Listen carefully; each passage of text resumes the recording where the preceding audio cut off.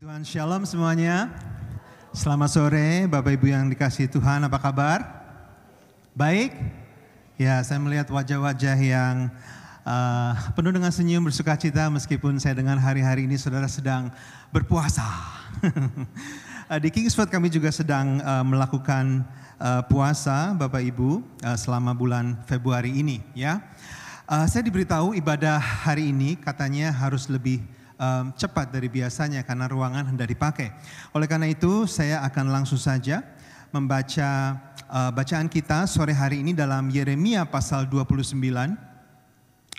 Yeremia pasal 29 ayat 13 dan 14. Yeremia 29 ayat 13 dan 14, demikian firman Tuhan. Apabila kamu mencari aku, kamu akan menemukan aku. Apabila kamu menanyakan aku dengan segenap hati, aku akan memberi kamu menemukan aku. Demikianlah firman Tuhan. Bahasa Inggrisnya, you will seek me and find me.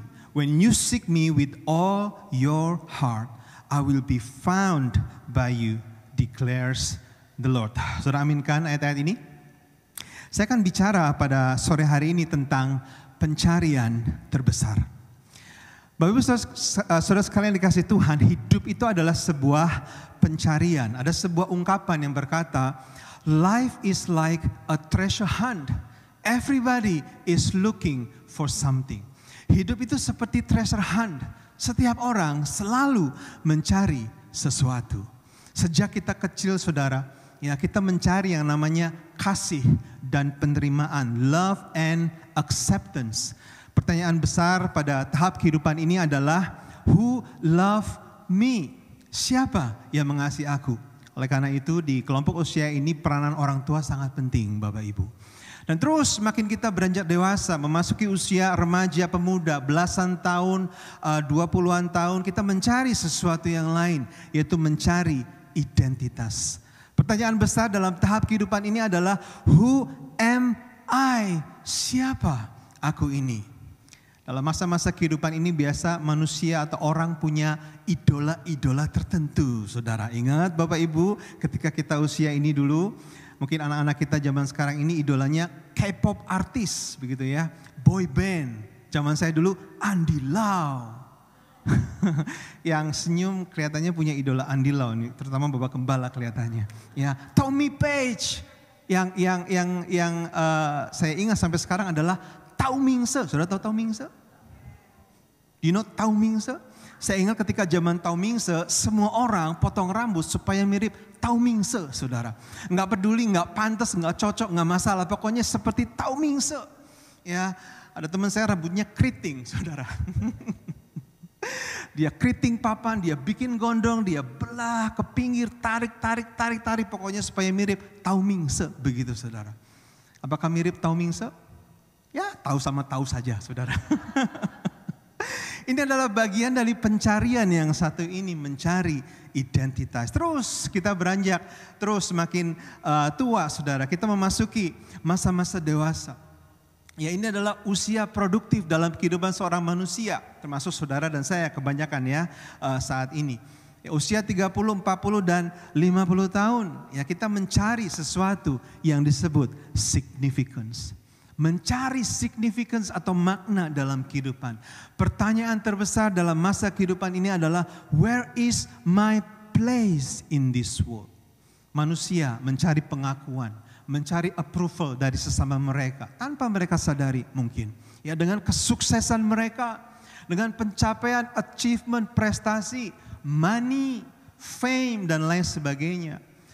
Dan di akhir dari masa kehidupan ini kalau nggak hati-hati saudara, kalau nggak hati-hati, biasanya orang mengalami sebuah krisis besar dalam kehidupan, yaitu midlife crisis. Ketika seorang manusia sadar, ternyata pencarianku, apa yang selama ini aku cari dan sudah temukan, tidak abadi, saudara. Ada akhirnya, ada ujungnya. Midlife crisis. Dan terus semakin kita bertambah usia, memasuki the golden years of our life, masa tua. Kita mencari sesuatu yang lain, yaitu mencari legacy, ya warisan hidup. Pertanyaannya adalah, what will I leave behind? Apa yang bisa aku teruskan atau sampaikan kepada generasi mendatang? You see, Bapak Ibu sekalian, everybody is looking for something. Everybody is seeking for something. Tapi pada hari ini, dengar baik Bapak Ibu sekalian kasih Tuhan, saya mau beritahu, di dalam kehidupan kita sebagai manusia sebenarnya tidak ada pencarian yang lebih penting, lebih berharga, lebih rewarding yang bisa membuat kita mengalami kepuasan hidup yang sejati selain daripada mencari Tuhan. Katakan sama-sama, mencari Tuhan. Do you know, kunci kepuasan hidup, kunci kepenuhan atau kebahagiaan hidup yang sejati, saudara, bukanlah pada apa yang kita cari. Renungkan ini, saudara. Tapi siapa yang kita cari? Yang di atas sana. Itu kunci kepuasan kehidupan, saudara. Ya, bukan mencari ke depan terus menerus. Sudah kita dapat, melihat lagi ada apa di depan, kita cari lagi. Sudah kita dapat, terus belum puas, kita cari lagi apa yang ada di depan. Bukan mencari apa yang di depan, tapi mencari apa yang di atas. Bukan secara horizontal, tapi secara vertikal. Sekali lagi Bapak Ibu sekalian, mencari Tuhan adalah rahasia kepenuhan atau kepuasan hidup yang sejati. Nah, hari ini saya akan sampaikan saudara 3 hal seputar mencari Tuhan dari bacaan yang tadi kita lihat sama-sama. Yang pertama saya ingin sampaikan bahwa mencari Tuhan sebenarnya adalah inisiatif dari Tuhan sendiri. Ayat ini katakan, apabila kamu mencari aku, kata firman Tuhan. Kita lihat di sini ada sebuah invitation, ada sebuah undangan. Ya, sekali lagi, mencari Tuhan adalah inisiatifnya Tuhan bagi manusia, Bapak Ibu sekalian.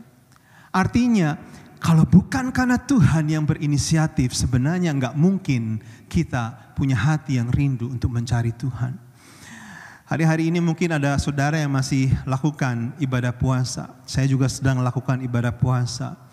Takut saudara, ketika kita mencari Tuhan dalam ibadah puasa, atau dalam ibadah seperti saat ini, atau dalam doa kita di rumah, atau dalam pembacaan Alkitab saat teduh di rumah, sebenarnya kita lakukan itu semua karena Tuhanlah yang terlebih dahulu membangkitkan kerinduan itu dalam hati saudara dan saya. Amin, saudara. Karena sekali lagi, Allah Tuhan yang berinisiatif untuk membawa manusia datang mendekat kepadanya. Nah, jika saya berikan konteks dari bacaan tadi, saudara, firman Tuhan tadi disampaikan Nabi Yeremia kepada bangsa Israel yang saat itu ada dalam masa pembuangan di Babel. Hampir 70 tahun, saudara. 70 tahun adalah waktu yang sangat lama. Ya, kalau mungkin ibaratnya hari ini 70 tahun kurang lebih. Sejak zaman Indonesia merdeka tahun 45 sampai hari ini, saudara. We talking about 3 or 4 generation. 3 atau 4 generasi, saudara. Sebuah kurun waktu yang sangat lama. Dan pada saat itu bangsa Israel ada dalam keadaan yang jauh dari Tuhan. Ya, mereka ada di sana karena dihukum Tuhan, karena mereka berpaling dari Tuhan, jauh dari Tuhan. Tapi ketika mereka ada di Babel, mereka pun masih jauh dari Tuhan, saudara. Mereka tidak bisa beribadah. Kenapa? Karena mereka ada di Irak, di Babel. Yerusalem sudah dihancurkan. Mereka nggak punya bait suci karena bait suci ada di Yerusalem dan sudah runtuh. Ya, imam-imam hampir semuanya sudah dibantai oleh Nebukadnezar. Ya, generasi yang lahir di sana, generasi kedua, ketiga, dan keempat, mereka sudah tidak mengenal Yahweh Allah pada saat itu. Mereka sudah lupa, mereka sudah tidak tahu bagaimana caranya menyembah Tuhan. Saya mau saudara bayangkan keadaan pada saat itu. Bangsa Israel sedang jauh-jauhnya dari Tuhan. Tapi dalam keadaan seperti itu, Tuhan masih ingat sama mereka. Tuhan berfirman kepada mereka dan Tuhan berkata, hey, cari aku lagi. Seek me. Cari aku. Sekali lagi Bapak Ibu sekalian, Allah yang kita sembah, Allah yang luar biasa. Dia Allah yang berinisiatif untuk membawa manusia datang mendekat kepadanya. Amin, saudara. Meskipun bangsa Israel sudah penuh dengan dosa, berpaling pada dewa-dewa lain, jauh dari Tuhan, Allah terus berinisiatif membawa mereka kembali. Saya mau bertanya saudara, kalau saudara punya teman atau sahabat, mungkin karena satu dan lain hal, tiba-tiba mereka memusuhi saudara. Mereka marah sama saudara, mereka menjelek-jelekan saudara. Kira-kira, ya coba kita pikirkan, apakah saudara bisa berinisiatif dan berdamai lagi, rekonsiliasi lagi dengan orang tersebut? Saya rasa kalau kita jujur jawabannya, belum tentu. Tergantung, sulit saudara. Apalagi kalau kita merasa dia yang salah, betul saudara? Kalau kita jujur, kita akan katakan seperti itu. Jangankan teman, jangankan sahabat saudara, orang tua saja. Ketika hatinya disakiti oleh anaknya, belum tentu loh Bapak Ibu, dia mau berinisiatif membawa anaknya kembali datang mendekat kepadanya. Saya punya seorang teman, dia pernah lakukan sebuah kesalahan yang besar di mata papanya. Dia pacaran dengan orang yang papanya nggak suka. Ya, dia ngebet mau kawin, papanya nggak setuju dan usir dia dari rumah. Singkat cerita, si anak perempuan ini pergi ke kota Sydney, dia menikah dan dia punya anak. Hubungannya estranged dengan papanya, saudara. Papanya begitu marah, dia putuskan hubungan. Dia gak mau lagi akui anak tersebut sebagai anaknya. Bertahun-tahun si anak ini berusaha untuk memperbaiki hubungan rekonsal dengan papanya. Tapi papanya selalu mengeraskan hatinya. Di SMS gak mau balas, di telepon gak mau meresponi. Singkat cerita, ketika varian Delta COVID-19 menghantam Indonesia, papanya kena COVID. Dan keadaannya kritis Bapak Ibu. Dan anak ini dari Sydney, dia berusaha untuk ngomong sama papanya, dia SMS terus tapi gak dibalas. Tapi kemudian ketika dia SMS lagi, "Pa, boleh gak aku video call, aku telepon?" Papanya untuk pertama kalinya membalas dan berkata, "Boleh nak." Wah, begitu girang dia telepon mamanya, "Mama tolong papa lagi mau video call." Video call, dan lalu dia video call. Dan pada kesempatan itu, ketika papanya sedang kritis, si anak ini dia berkata, "Pa, aku sudah salah sama papa. Maukah papa mengampuni aku?" Setelah bertahun-tahun papanya berkata, "Mau nak," dengan air mata yang berlinang. "Papa mau gak lihat cucu papa yang gak pernah ketemu sama papa? Karena sudah dianggap bukan keluarga lagi." Mau. Lalu cucunya dari sini masih kecil di kota sini, "Opa, cepat sembuh ya opa. Kami semua di sini berdoa buat opa." Iya cu, nangis. Beberapa menit kemudian papanya meninggal dunia. Tapi mau saya sampaikan, orang tua saja ketika hatinya disakiti oleh anaknya sendiri loh saudara, belum tentu punya inisiatif untuk membawa anaknya datang kembali kepadanya. Tuhan hatinya berkali-kali disakiti oleh bangsa Israel. Actually, saya ulang sekali lagi, saya coret kata bangsa Israel, ganti dengan nama kita sendiri. Tuhan kita berapa kali hatinya disakiti oleh kita sendiri saudara, sebutkan nama saudara sendiri. Berapa banyak kita menyakiti hati Tuhan, berapa banyak kita gak taat sama Tuhan, berapa banyak kita messed up, ya kita gak mau dengar-dengaran sama Tuhan, berapa banyak kita jauh bahkan lupa sama Tuhan. Ingat Tuhan saja kita enggak saudara. Tapi Tuhan dalam kasih-Nya yang besar, Dia selalu berinisiatif untuk membawa kita kembali mendekat kepadanya. That is the kind of God that we worship. Allah yang selalu berinisiatif membawa saudara dan saya datang mendekat kepadanya. Bapak Saudara sekalian, kalau kita mengerti kebenaran ini saudara, kita akan melihat betapa ini satu hal yang sangat luar biasa saudara. Karena bagaimana mungkin Tuhan Allah pencipta yang begitu besar, yang begitu jauh, yang tidak terselami, yang tidak bisa dimengerti oleh otak manusia yang sebesar bapau ini, yang begitu transenden, mau membawa manusia datang mendekat kepadanya. Dan saya percaya inilah salah satu yang membedakan antara kekristenan dengan agama-agama.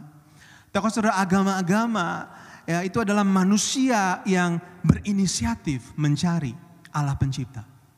Dengan perbuatan baik mereka, dengan ritual agamawi mereka, dengan amal ibadah, dengan sacrifice pengorbanan, dengan reinkarnasi yang tidak berkesudahan, hendak mencari dan menemukan pencipta mereka.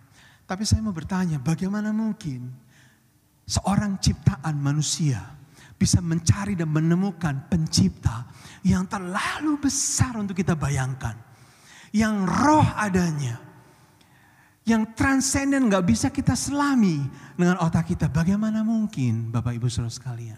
Bagaimana kita tahu bahwa Allah mau kita cari? Bagaimana mungkin kita mengerti, kita tahu bahwa Allah mau kita temukan? How do you know Allah itu gak jahat? How do you know Allah itu gak rese kalau didekati? How do you know? Bukankah Allah itu sebuah pribadi yang terlalu besar dan jauh untuk kita mengerti. Saya membaca ada seorang guru besar yang hampir 25 tahun bersemedi, bertapa di pegunungan Himalaya. 25 years. Dan ketika ditanya kenapa Bapak lakukan itu, dia menjawab, karena aku hendak mencari dan menemukan Allah pencipta. Ada satu orang bernama Sadhu Amar Bharati, saudara. Ya, sejak tahun 73, jadi lebih dari 50 tahun lamanya, dia mengangkat tangan kanannya, saudara. Dia angkat dan gak pernah turunkan lebih dari 50 tahun, saudara. Sampai tangannya mengecil karena mengalami atrofi, mati. Bahkan kalau dia mau turunkan saja, dia sudah gak bisa lakukan itu karena sudah mati. Dan ketika ditanya, kenapa engkau lakukan itu? Dia berkata, ini adalah my devotion. Aku berusaha mencari dan menemukan Allah pencipta. Tapi sekali lagi, bagaimana seorang ciptaan bisa mencari, mendekat dan menemukan pencipta? Ibaratnya saudara, kalau ada seekor nyamuk berterbangan di sekitar saya. Dan seandainya nyamuk ini bisa berpikir, dan dia berpikir, aku mau kenal sama manusia yang satu ini. Mungkin dia gak tahu nama saya Nino. Ya, dia gak tahu apa itu nama. Ya, he doesn't know anything about me. Namanya juga nyamuk, saudara. Tapi seandainya nyamuk ini bisa berpikir seperti itu, aku mau mendekat kepada si orang yang satu ini. Terus dia berterbangan semakin dekat. Dan semakin dia mendekat ke muka saya, apa yang saya lakukan, saudara? Saya tepok, betul. Kalau tadinya nyamuk, sekarang jadi almarhum nyamuk, betul saudara? Ini baru sesama ciptaan. Nyamuk dengan manusia. Sudah gak kebayang saudara bagaimana seekor nyamuk bisa mendekati manusia. Sama-sama ciptaan. Can you imagine ciptaan dengan pencipta? Terlalu banyak orang mengecilkan Tuhan, saudara. Kita pikir Tuhan itu seperti manusia. Tapi Tuhan transenden, roh adanya, terlalu jauh, terlalu besar untuk manusia bisa cari dan temukan. Tapi itu agama-agama, saudara. Bukankah kita bersyukur dalam kekristenan iman kita? Kita punya Allah yang gak cuma menunggu manusia datang, tapi sebaliknya dia berinisiatif untuk datang menarik manusia datang mendekat kepadanya. Dan bukankah puncaknya sudah dia lakukan ketika dia mengutus anaknya yang tunggal Yesus Kristus 2000 tahun yang lalu datang ke dunia, mati dan bangkit bagi saudara dan saya. Sehingga kita Allah yang tadinya jauh dan besar tidak terselami, yang transenden menjadi Allah yang imanen yang bisa kita kenal. Dalam bahasa Rasul Yohanes pasal 1 Yohanes pasal pertama, Allah yang jauh itu yang sudah ada dari mulanya, sekarang sudah bisa aku lihat dengan mata, sudah bisa aku dengar dengan telinga, dan sudah bisa aku raba dengan tangan. Kenapa? Karena dia sudah menyatakan dirinya dalam satu pribadi, yaitu Tuhan Yesus Kristus. Dan tidak hanya itu, dia Allah yang berinisiatif untuk membawa saudara dan saya mendekat kepadanya. Amin, Bapak Ibu. Kalau kita mengerti kebenarannya sekali lagi, hati kita akan selalu rindu mencari Tuhan, saudara.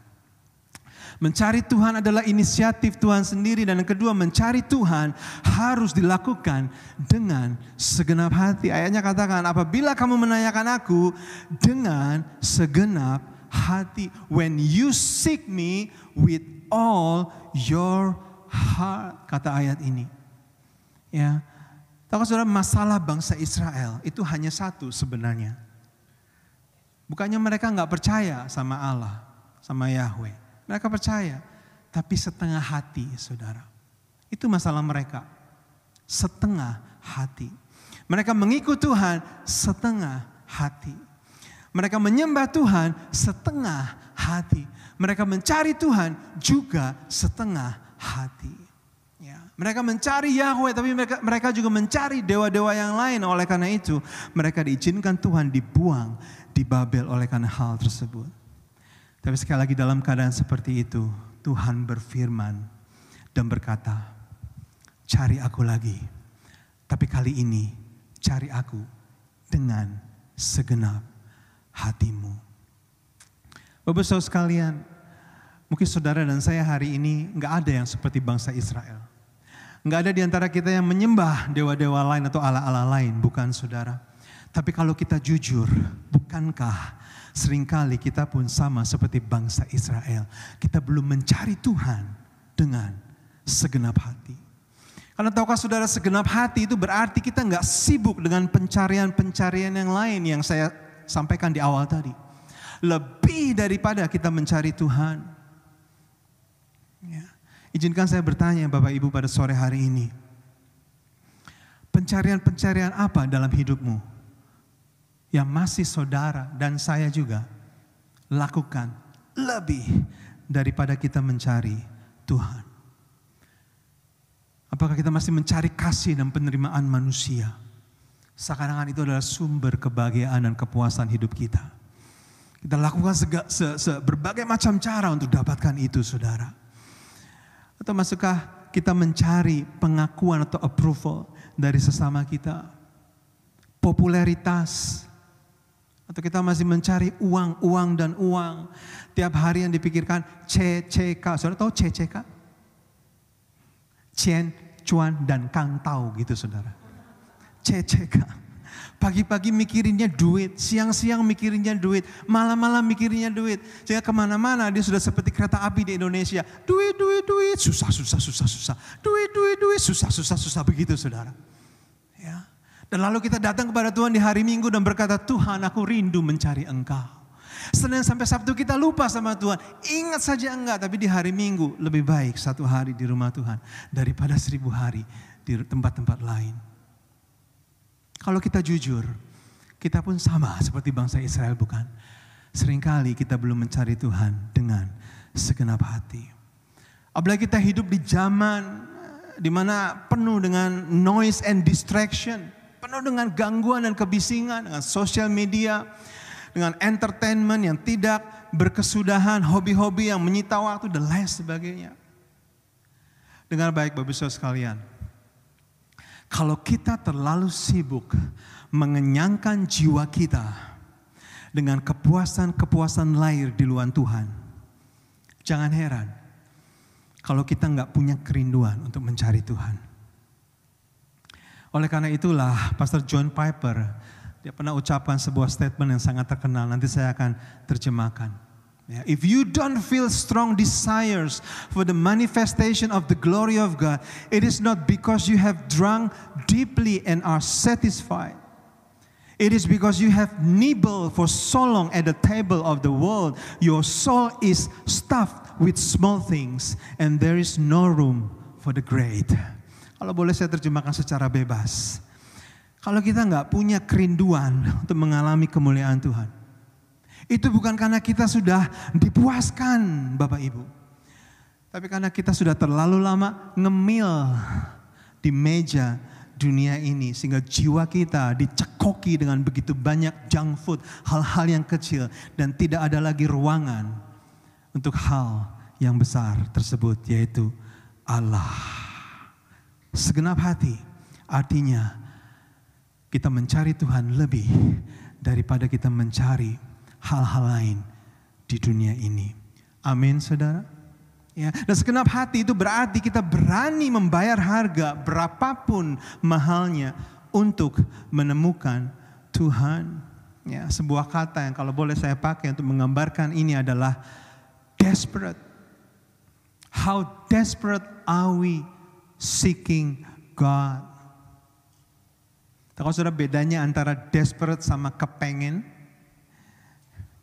Saya punya beberapa teman di Indonesia, mungkin saudara juga sama. Tiap kali saya pulang, mereka selalu bilang, aduh no enak banget tinggal di Australia, aku pengen pindah ke Australia. Kepengen saudara. Yang di Australia aja kayaknya enggak segitu-gitu amat saudara, biasa aja. Namanya juga manusia, ya we take it for granted, isn't it? Tapi di Indonesia, begitu banyak orang yang pengen pindah ke Australia, hanya sekedar kepengen. Ayo tuh kenapa gak mau pindah? Nanti kalau sudah ada waktu, kalau sudah tua, nanti kapan-kapan kalau tabungan sudah cukup. Nanti kapan-kapan kalau ada jalan dan lain sebagainya. Kenapa mereka ngomong seperti itu? Karena cuman kepengen. Tapi saudara tahu seorang ayah dari Afghanistan yang mencari asylum di Australia, asylum seeker. Dia jual segala harta miliknya. Dia tinggalkan istrinya dan anak-anaknya untuk dia bisa datang duluan di Australia. Dia habiskan uangnya, dia naik perahu, dia habiskan waktu di laut berminggu-minggu bahkan berbulan-bulan. Ya, mengarungi bahaya, resikonya nyawa saudara. Dan sekalipun dia sudah sampai ke Australia, belum tentu ada jaminan dia bisa mendapat asylum di Australia, bukan? Tapi dia lakukan itu, kenapa? Bukan karena kepengen Bapak Ibu, bukan. Beda sama teman-teman saya tersebut, ya. Tapi karena dia desperate. Church, let me ask you this question. Apakah saudara hanya kepengen cari Tuhan? Kepengen kenal Tuhan? Kepengen mengalami Tuhan? Atau apakah saudara desperate for God? Yesus berikan perumpamaan seorang yang menemukan mutiara yang sangat berharga. Dan dia jual segala harta miliknya untuk membeli mutiara tersebut. Kalau Tuhan itu yang berharga, yang paling berharga dalam hidup kita, maka kita akan mencari Dia desperately. Amin Bapak Ibu. Ketika saya persiapkan ini, saya mendadak ingat nenek saya, emak saya. Dia meninggal umur 84 kalau saya nggak salah ingat. Tapi hampir seumur hidupnya dia nggak percaya Yesus. Dia menyembah kepercayaan lamanya pada saat itu. Dan dia rajin sekali lakukan sembayangan setiap kali. Dia rajin masak, dia beli buah-buahan, makanan yang enak untuk dia persembahkan di meja, ya, di depan dewa-dewanya. Sudah dia lakukan itu bertahun-tahun. Tapi suatu hari ketika dia tua, hampir 80 tahun. Dia mendengar berita Injil, dia buka hatinya dan dia percaya Yesus. Dan emas saat itu, sejak saat itu dia lakukan executive order. Seperti Presiden Donald Trump. Dia katakan mulai hari ini di rumah ini enggak boleh lagi ada sembayangan. Wah luar biasa. Ini hati yang benar-benar mengalami Tuhan saudara. Setiap hari saya tidur satu kamar sama emak saya menemani. Setiap malam saya perhatikan emak. Dia duduk di pinggir ranjang. Dia buka Alkitab. Emak ini bacanya enggak lancar saudara. Penglihatannya sudah kabur. Dia enggak sekolah. Sekalipun dia sekalipun dia bisa membaca, belum tentu dia mengerti. Tapi dia lakukan itu setiap malam, membuka Alkitabnya, membaca dan berdoa. Hatinya begitu haus, saudara. Saya bayangkan seakan-akan emak hendak menebus hampir 80 tahun hidupnya yang dia habiskan di luar Yesus. Dan hatinya begitu rindu dan lapar mencari Tuhan. Setiap kali saya ingat emak, hati saya bersyukur atas warisan hidup legacy yang dia berikan kepada keluarga. Hati yang rindu mencari Tuhan. Cari Tuhan Bapak Ibu dengan segenap hati kita. Dan yang terakhir, yang ketiga, saya nggak panjang di poin ini saudara. Mencari Tuhan itu membawa upah. Ada reward saudara. Ayat ini katakan aku akan memberi kamu menemukan aku. I will be found by you, kata Tuhan. Ibrani 11 ayat 6b berkata bahwa Allah memberi upah kepada orang yang sungguh-sungguh mencari Dia. Dan tahukah saudara, upah yang terbesar ketika kita mencari Tuhan bukanlah berkat dan mujizat. Upah terbesar mencari Tuhan bukanlah kesembuhan atau jawaban-jawaban doa. Upah terbesar mencari Tuhan adalah ketika kita bertemu dengan pribadi Tuhan sendiri dalam hadirat-Nya yang mulia. Dan sekali lagi gereja Tuhan yang dikasihi Tuhan, saya mau berkata, inilah sebenarnya rahasia kepuasan dan kebahagiaan hidup. Ketika kita mencari dan mengalami, menemukan Tuhan, pencipta kehidupan kita. Seberapa rindu saudara mencari Tuhan? Seberapa rindu saudara mengalami pribadi dan hadirat-Nya? Are you seeking God for who He is? Or are you seeking God for what He can give you? Saya melihat sebuah cuplikan video seorang tentara di Amerika yang 2 tahun dinas di Afghanistan. Nggak ketemu istrinya, anaknya yang masih kecil selama 2 tahun. Dia hanya email, hanya telepon saja sama istri dan anaknya. Tapi suatu hari dia pulang. Ya, dia selesai tugasnya, dia pulang dan dia berikan kejutan, saudara. Saya lihat videonya, dia bawa balon beberapa biji, dia bawa beberapa bingkisan yang besar-besar, hadiah kado yang besar, dia bawa coklat dan lain sebagainya. Dan ketika dia berikan surprise itu, dia ketemu anaknya. Ketika anaknya yang masih kecil tersebut melihat papanya datang, apa yang dia lakukan? Dia lari dengan sekencang mungkin, dia lompat, dia minta dipeluk oleh papanya. Yang menarik, saudara, anak ini enggak perhatikan, enggak tanya, enggak minta kado-kado yang banyak yang papanya sudah persiapkan. Anak ini enggak peduli ada balon-balon yang lucu dan indah yang papanya sudah ambil. Anak ini enggak peduli sama coklat yang begitu banyak yang papanya sudah sediakan. Bagi anak ini, ketika dia melihat papanya yang 2 tahun nggak ketemu, that's enough. Dia peluk papanya, lama dia nggak mau lepaskan. Dan papa dan anak pada saat itu tangisan. Bapak-bapak sekalian, jangan kita datang kepada Tuhan untuk berkat-berkat-Nya saja. Cari Dia, temukan Dia untuk mengalami pribadinya, hadirat-Nya bagi saudara dan saya. Amin, saudara. Saya akhiri dengan 2 pertanyaan ini dan kita akan tutup dalam doa.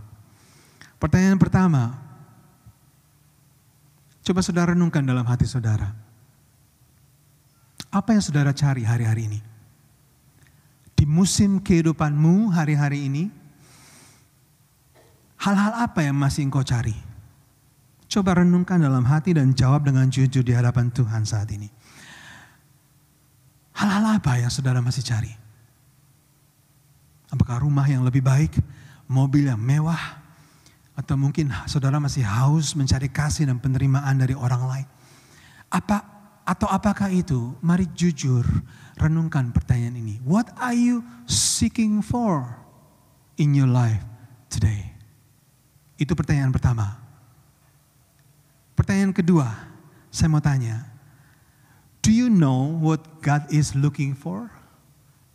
Apakah saudara tahu apa yang Tuhan cari? Tadi saya tanya, apa yang saudara cari, bukan? Pertanyaan kedua, apakah saudara tahu apa yang Tuhan cari? Let me tell you apa yang Tuhan cari. 2 Tawarik 16 ayat 9 berkata, dengar ini saudara. Mata Tuhan menjelajah ke seluruh bumi. Artinya dia mencari, menjelajah ke seluruh bumi untuk melimpahkan kekuatannya kepada mereka yang bersungguh hati mencari Dia. Apa yang Tuhan cari? Yang Tuhan cari adalah saudara dan saya. Mereka yang bersungguh hati, punya hati untuk mencari Tuhan. Doa saya pada sore hari ini adalah supaya setiap kita, saudara dan saya, punya kesadaran yang baru, punya kerinduan yang baru Mulai saat ini Tuhan, tidak ada hal lain dalam hidupku yang aku cari lebih daripada aku mencari Tuhan. Karena ketika aku mencari Engkau dengan segenap hatiku, firman-Mu berjanji bahwa aku akan menemukan Engkau. Hamba sudah selesai berbicara pada sore hari ini. Aku berdoa Tuhan supaya Engkau bangkitkan kerinduan itu sekali lagi dalam hati jemaat-Mu di tempat ini. Kalau hari-hari ini mereka sedang melakukan doa puasa, aku berdoa supaya Engkau beracara, bekerja, berperkara lebih lagi dalam kehidupan anak-anak-Mu di tempat ini. Reveal yourself. Karena kami tahu Tuhan, ketika kami menemukan Engkau, mengalami hadirat-Mu dalam kehidupan kami, pada saat itulah kami tahu there's nothing else in our life. Tidak ada satupun dalam kehidupan kami yang lebih berharga dari itu. Karena Engkaulah sumber kepuasan dan kepenuhan kehidupan kami. Dalam nama Yesus Kristus kami mengucap syukur dan kami terima firman-Mu. Haleluya. Semua yang terima firman Tuhan katakan amin. Berikan kemuliaan bagi Tuhan kita.